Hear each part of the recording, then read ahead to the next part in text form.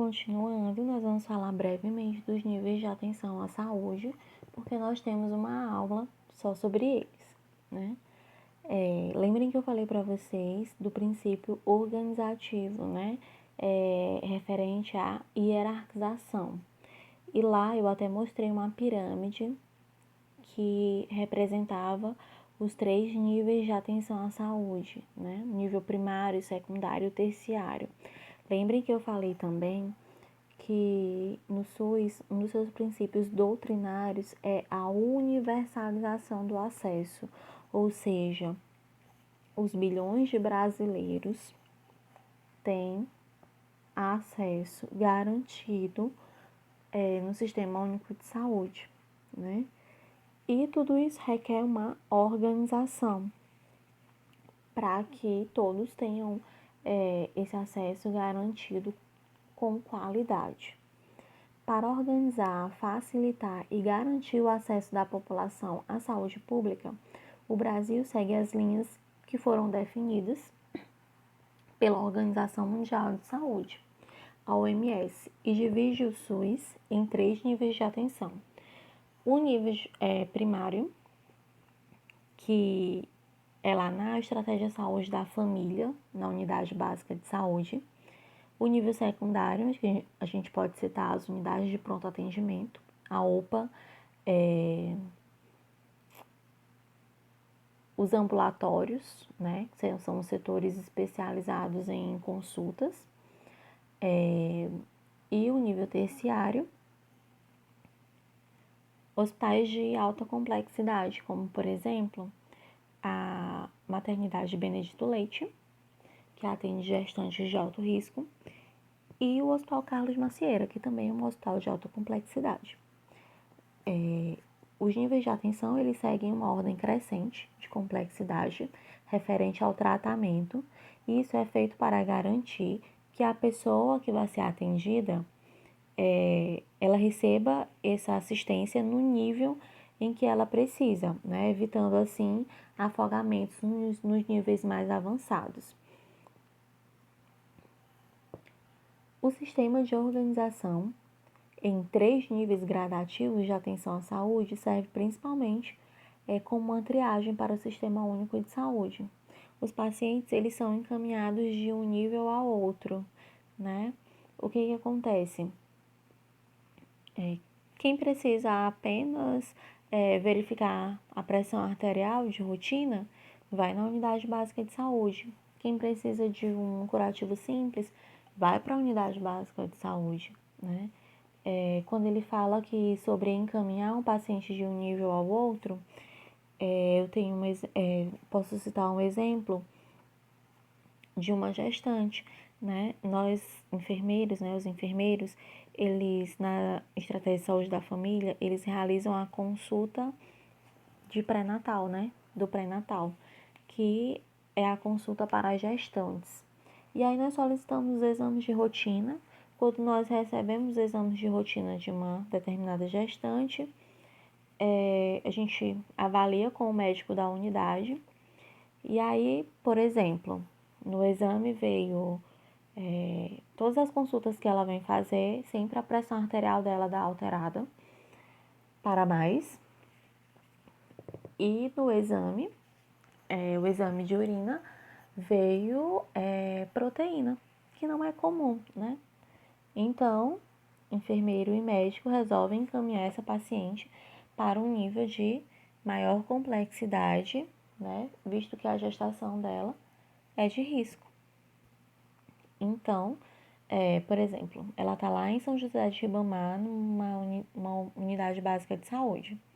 E aí, essa equipe, né, esse médico e essa enfermeira vão encaminhar, referenciar essa paciente para um hospital de média a alta complexidade, como no caso a Maternidade Benedito Leite ou o Hospital Universitário ali materno-infantil, perto do Dutra.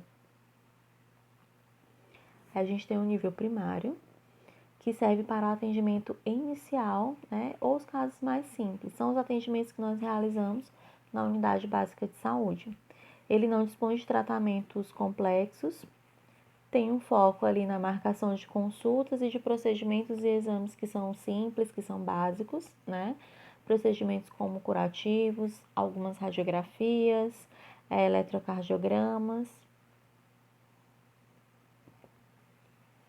É também nesse nível em que são organizadas as ações de promoção, né, e prevenção da saúde, né, as campanhas de vacina, as campanhas de vacinação, para incentivar que mães levem os seus filhos, para incentivar que idosos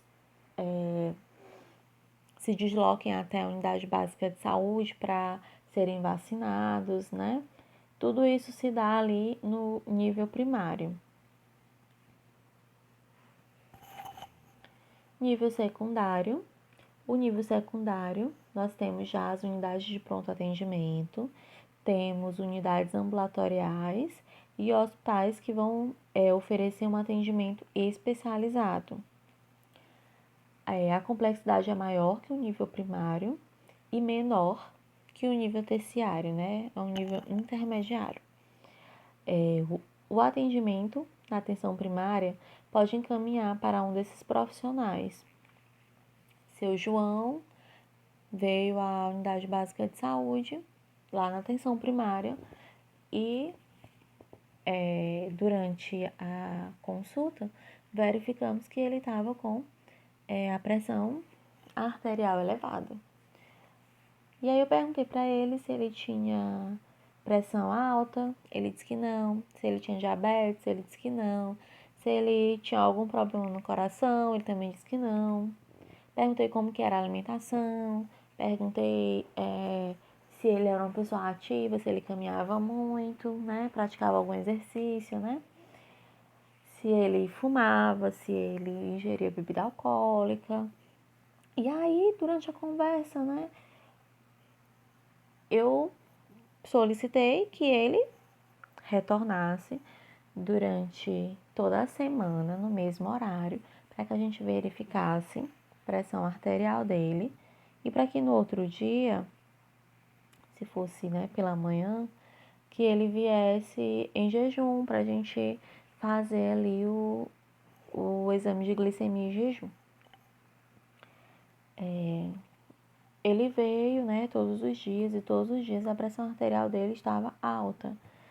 O médico da unidade avaliou e falou, não, ele tem que constar com um médico especialista, né? Quando a gente fala aqui em atendimento especializado, né? Ambulatório. Então, a gente envia esse paciente, né? Encaminha esse paciente para um atendimento especializado, né? Para uma consulta especializada. Consultas com especialistas, com médicos especialistas, elas acontecem no nível secundário, tá bom? O nível terciário é um nível de maior complexidade, de alta complexidade. E aí nós temos os grandes hospitais. Nós temos nesses hospitais equipamentos avançados e profissionais que são altamente especializados, como os cirurgiões, né?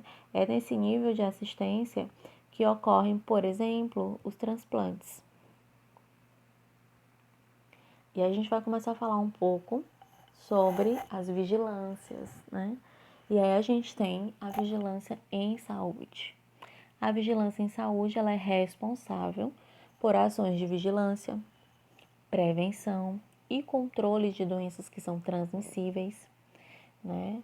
Pela vigilância de fatores de risco para o desenvolvimento de doenças crônicas não transmissíveis, né? Faz a vigilância também da saúde ambiental e da saúde do trabalhador. E também faz a análise da situação de saúde da população brasileira, né? Que é a parte da vigilância que eu mais gosto, que é a parte que envolve cálculos e estatísticas, que é a vigilância epidemiológica, né? A vigilância em saúde, ela compreende 4 divisões: a vigilância sanitária, epidemiológica, ambiental e em saúde do trabalhador, tá? A gente vai ver cada uma delas. A vigilância sanitária engloba ali o conjunto de ações que são capazes de eliminar, diminuir ou prever riscos à saúde e intervir nos problemas que são decorrentes do meio ambiente, da produção e circulação de bens e da prestação de serviços de interesses da saúde. A Anvisa, ela é responsável por promover e proteger a saúde e prevenir a doença por meio de estratégias e ações, tanto de educação como fiscalização. Professor, o que seria uma estratégia de educação? Agora, né? Trazendo para a pandemia. Educação, conscientização da população quanto à importância do distanciamento social, né? São ações educativas da vigilância. Conscientização da população quanto à importância da higienização correta das mãos. São ações educativas. Fiscalizar. A vigilância agora está tendo muito trabalho, né? Fiscalizando entradas e saídas, né? No Brasil, vamos trazer, né? No Brasil, portos, aeroportos, ferrovias, né? Para que ninguém saia infectado e para que ninguém entre infectado. E aí a gente tem na vigilância sanitária, né? A Agência Nacional de Vigilância Sanitária, a Anvisa. No Brasil, a Anvisa ela é responsável por criar normas e regulamentos e dar suporte para todas as atividades da área no país. A Anvisa também é quem vai executar as atividades de controle sanitário, né? Que vai realizar ali a fiscalização dos portos, dos aeroportos, das fronteiras, tá? E a gente tem um pouco da atuação da vigilância sanitária, né? Mas aonde que a vigilância sanitária atua? Nos locais de produção, transporte e comercialização de alimentos. Um restaurante, por exemplo, para funcionar, ele tem que passar pela inspeção da vigilância sanitária. E essa inspeção, ela não é apenas para que o restaurante consiga a autorização para abrir. Não, ela é constante. E ela não é marcada. Eles chegam de surpresa, né? Chegam de surpresa se por acaso eles averiguarem que, por exemplo, o manuseio, né, na hora do preparo da alimentação não está dentro das normas de higiene, eles vão multar e notificar aquele estabelecimento de saúde, aquele estabelecimento alimentício, gente, me desculpem, é o hábito. Nos locais de produção, distribuição, comercialização de medicamentos, produtos de interesse para a saúde, né? Nos locais de serviços de saúde, a vigilância sanitária também faz essa fiscalização minuciosa em todos os estabelecimentos de saúde, tá bom? Eles avaliam cada infiltração, avaliam a rede de esgoto, avaliam tudo que possam estar causando ali riscos para a saúde. No meio ambiente, fazem controle, por exemplo, de vetores, né, como é o caso da campanha contra a dengue. Vamos colocar assim, campanha contra a dengue, né? Quem é o vetor? O mosquito. Então, eles agem fazendo o quê? O controle desse vetor. Não deixe água parada. Eles vêm e colocam aquele pozinho, né, dentro das caixas d'água para evitar ali a proliferação do mosquito. Tudo isso são ações da vigilância em saúde relacionadas ao controle de vetores, né, dentro do meio ambiente. Nos ambientes e processos de trabalho, né, questão da saúde do trabalhador, a vigilância sanitária, ela avalia todos os riscos ocupacionais, vocês ainda terão saúde do trabalhador.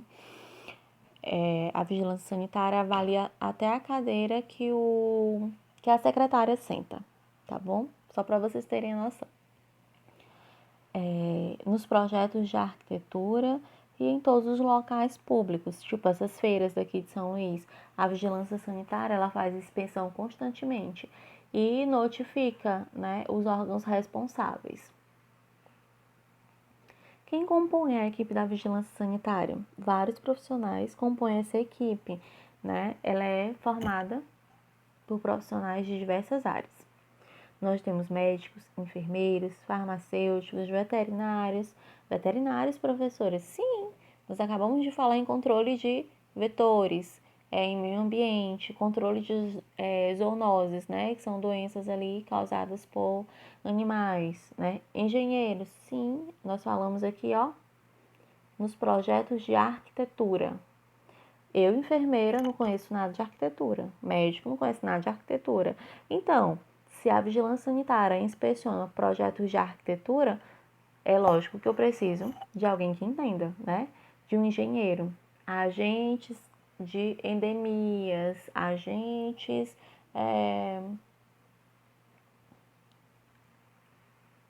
eles que fazem, os agentes de endemias, eles que vêm nas casas para fazer o controle de vetores, para vacinar cachorros, cachorro, gato, entendeu? Entre diversos outros profissionais que ficam ali na parte administrativa mesmo. O serviço da vigilância sanitária está ligado ao serviço de saúde de um país. No Brasil, né, a vigilância sanitária está ligada ao SUS. O SUS, como nós já falamos, ele foi criado pela Lei 8.080 e no artigo 7 dessa lei estão descritos os princípios e as diretrizes do SUS, que são os mesmos que regem o trabalho da vigilância sanitária. E agora a gente vai passar para a parte da vigilância que eu mais amo, né? Que é a parte dos cálculos, né? Da vigilância epidemiológica. Não é apenas cálculos, tá? Na vigilância epidemiológica, né? Na etimologia da palavra, epidemiologia significa estudo sobre um povo, né? No caso, a epidemiologia ela vai estudar os fatores que vão determinar a frequência e a distribuição das doenças nas coletividades humanas. Em tempos de coronavírus, a epidemiologia, né, a vigilância epidemiológica também está tendo muito trabalho, visto que são elas que ela, né, a vigilância epidemiológica, que tabula todos os dados, né? Quantos têm infectados, quantos são suspeitos, quantos foram curados, quantos vieram a óbitos, né? É a vigilância epidemiológica que faz essa, vamos dizer assim, essa contagem, tá? E aí, na epidemiologia, nós temos alguns conceitos: epidemia, endemia, pandemia, que nós estamos vivendo agora, e um surto. Nós vamos ver cada um deles agora. A epidemia é a incidência de um curto período de tempo de grandes números de casos de uma doença, tipo dengue, né? Endemias, doença habitualmente comum entre pessoas de uma região, cuja incidência é relativamente constante, se prende à ocorrência de determinados fatores locais. Por exemplo, a região amazônica é endêmica para a malária, né? É uma doença comum para as pessoas de lá. Surto. O que é um surto em epidemiologia? A ocorrência de uma doença ou um fenômeno que é restrita a um espaço extremamente delimitado. Um colégio, um quartel, uma creche, né? Grupos reunidos em uma festa, uma favela. Por exemplo, quando eu trabalhei na vigilância epidemiológica de um município, na Baixada, o que acontece? Surgiram vários casos de hepatite A, né? E a gente notifica esses casos. E aí, quando as enfermeiras começaram a falar, né? Olha,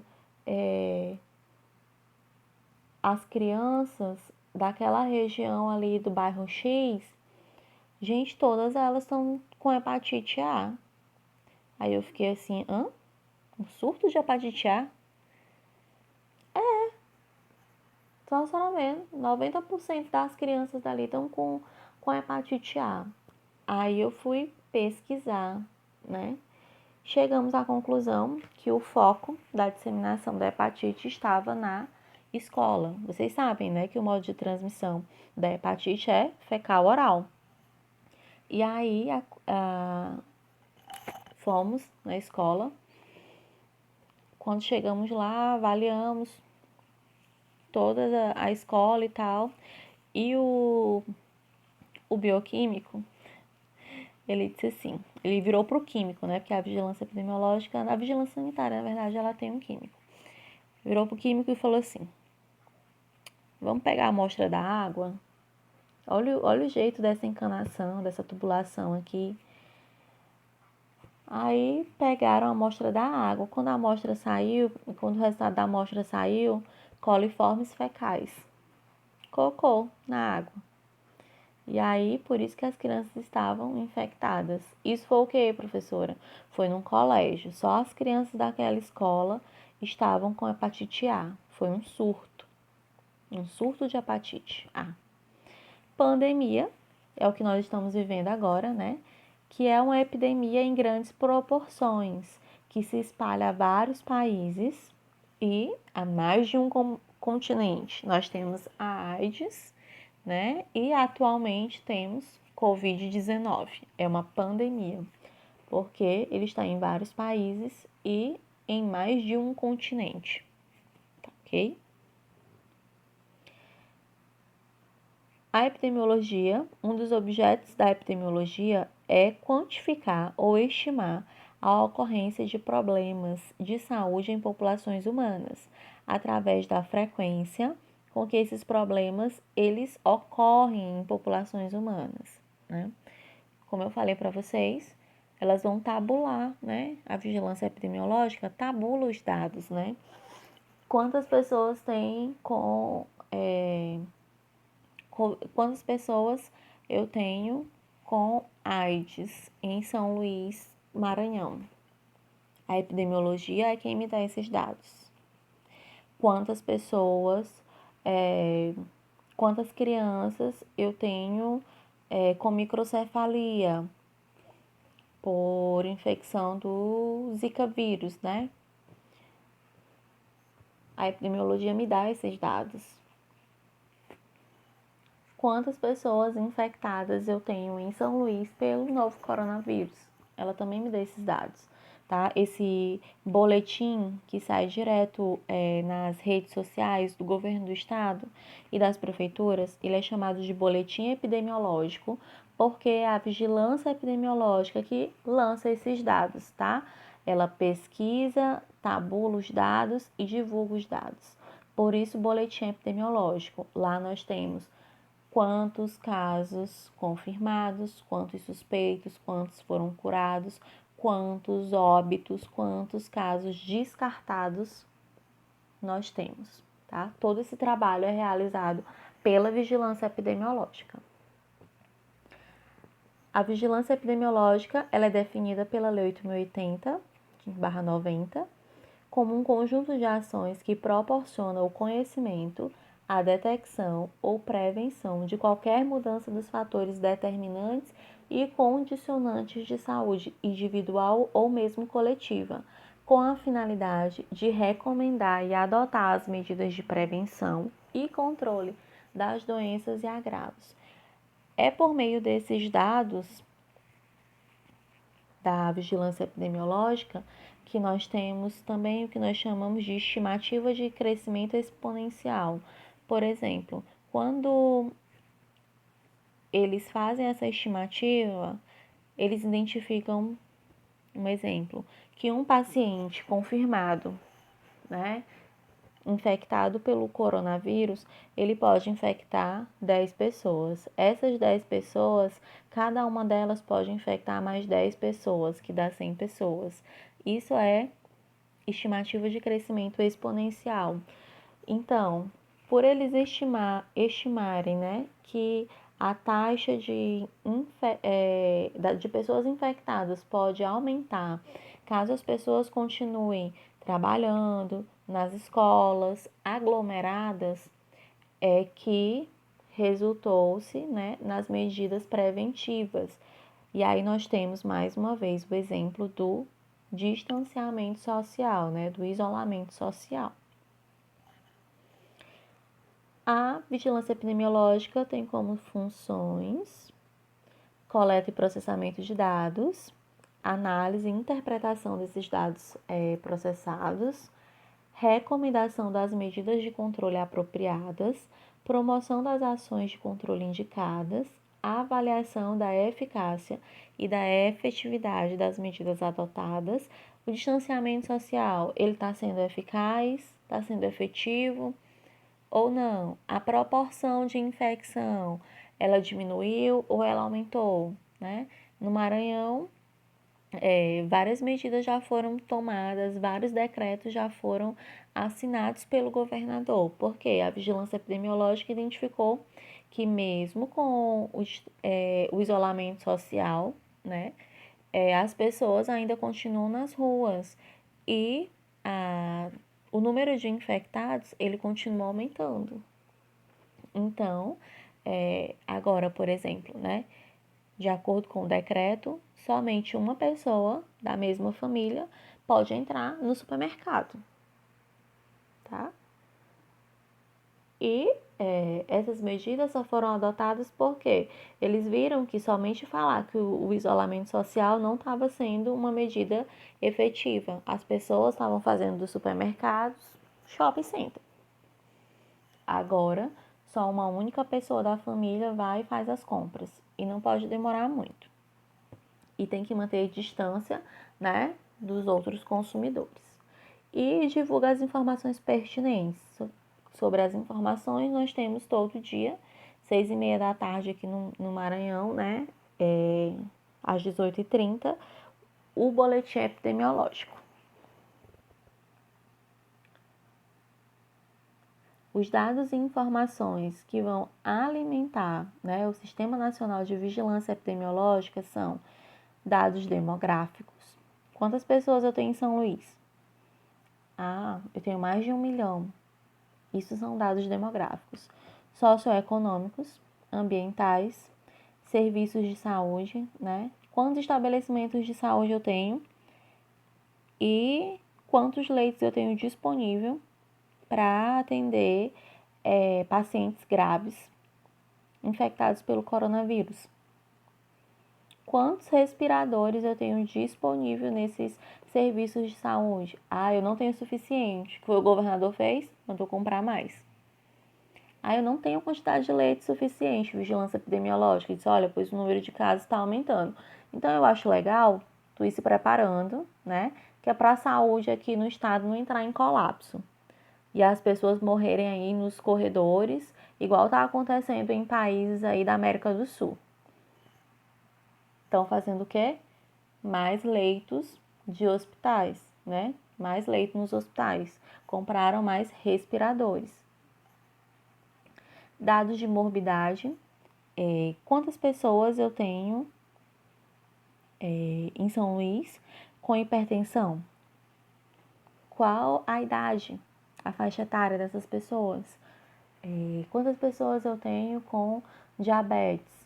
Olha, essas pessoas, elas estão no grupo de risco, né, para o Covid-19. Então, vamos falar que pessoas com hipertensão e diabetes, elas estão no grupo de risco. Pessoas com doenças respiratórias estão no grupo de risco, né? Tudo isso é possível porque a vigilância epidemiológica tem esses dados, né? E eventos vitais. A vigilância ambiental se configura como um conjunto de ações que vai proporcionar o conhecimento e a detecção de qualquer mudança nos fatores determinantes e condicionantes do meio ambiente que vão interferir na saúde humana, com a finalidade de recomendar e adotar as medidas de prevenção e controle dos fatores de risco e das doenças ou agravos relacionados à variável ambiental, né? O exemplo que eu dei para vocês, né, da cidade que eu morava. Assim que eu formei, nós fizemos um estudo lá, né, no grupo de pesquisa que eu participava, e nós identificamos que a maioria dos funcionários das gessarias, eles já tinham comprometimento pulmonar, né? E nós passamos esses dados para o município, né, e para a vigilância ambiental do município. Para vocês terem ideia, esses profissionais, eles não tinham máscaras, tá? Eles não tinham máscaras, eles não tinham óculos de proteção, eles não tinham EPIs. Eles usavam a camisa deles para reduzir a inalação do pó. E aí, depois que nós liberamos esse estudo, né, o resultado desse estudo para lá, dessa pesquisa, todas as gessarias, elas foram notificadas pela vigilância ambiental e eles tiveram que comprar os EPIs necessários, né, para que os profissionais deles pudessem exercer as suas atividades com segurança. Então, é isso que a vigilância ambiental faz, né? Ela identifica problemas e ela tenta solucionar esses problemas referentes ali ao meio ambiente, tá? A saúde do trabalhador, a VISAT, é um componente do Sistema Nacional de Vigilância em Saúde, como definida pela Portaria 3.252 de 2009, né? Ela foi incluída recentemente, né, em 2009, na vigilância em saúde e visa a promoção da saúde e a redução da morbimortalidade da população trabalhadora. Quando eu falo em morbidade, eu falo em adoecimento. E quando eu falo em mortalidade, morte, né? Morbimortalidade, adoecimento, né? Um adoecimento que pode causar ali incapacidade física e pode também resultar até em óbito desse paciente. Por hoje é só, tá? E as dúvidas, vamos deixar no mural, me mandem mensagem.